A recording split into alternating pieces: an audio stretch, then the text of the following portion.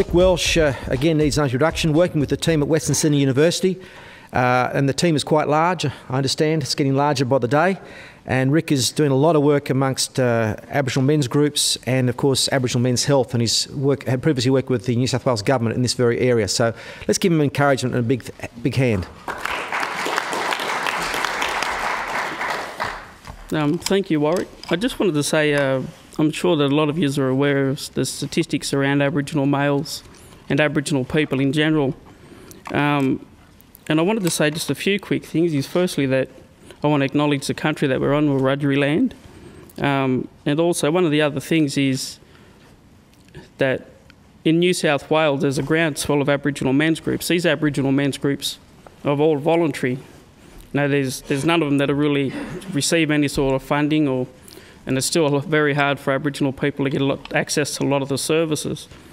But one thing that I'd mentioned during the Senate inquiries about the fact that these voluntary Aboriginal men's groups, and there's about 36, between about 36 and 40 of them operating in New South Wales alone. And we've recently done some trips to Central Australia and Western Australia, and it's something that's picking up across the country.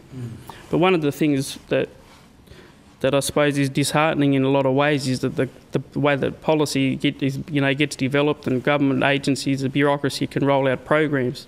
And these Aboriginal men's groups just tend to be missing out on all that because they're not funded. A lot of them aren't incorporated. A lot of them are just meeting either at riverbanks or sitting in the rooms of Aboriginal medical services. And it's something that hopefully can change in the past. And I've spoken to, I've got both John McDonald and Michael Woods here about looking at having a steering committee established in New South Wales between all the men in these groups so we can have some sort of a leadership group that can be there. Maybe the few delegates that are picked at regional levels where they can sit on a group so we can start calling the government to account on a lot of the things that should be happening, which I suppose theoretically they happen, but practically they don't. And one of the other things I wanted to, and I don't want to be the second person to get the bell here, but I think one of the other things too that might be definitely worth mentioning is in New South Wales. I recently went to a BOXAR seminar, which is the Bureau of Crime Statistics and Research. And I was basically the bloke who was sitting at the back and asked questions all the times because you could see that a lot. You could see a lot. Basically, everything.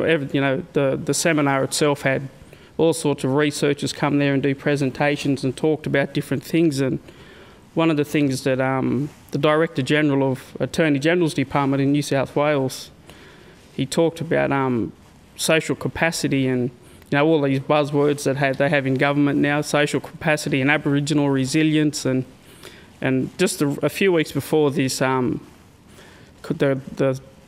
conference had happened, BOXAR released a paper talking about Aboriginal people, and a lot of the documents that they release. They break down and it can be gender specific. But this one document that was released said that if you're Aboriginal, you lived in New South Wales, you were 31 times more likely to be pulled over by the police. Now, considering that Aboriginal people are about 2% of the population in New South Wales, and then I posed a question to the Attorney General's Department because he talked about, we've got these Aboriginal community justice groups that talk about crime prevention and all these other things in Aboriginal communities. And I asked him the question. I said, look, I think it's fantastic that you've always got these crime prevention initiatives and these things that are targeting and strategies and everything. But what about the police? What are you going to do in terms of the development of social capacity of the police to either pull everybody, to either slow down pulling Aboriginal people up at the rate 31 times more than everyone else, or have the police pull everyone else over a lot more often so we can get a bit on par, And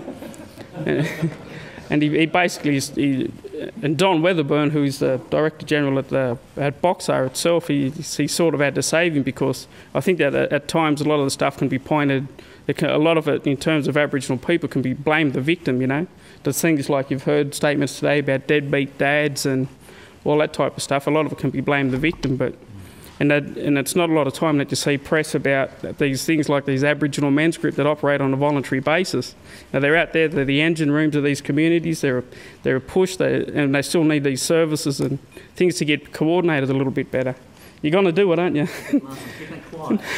But I better stop there, but thank you for that.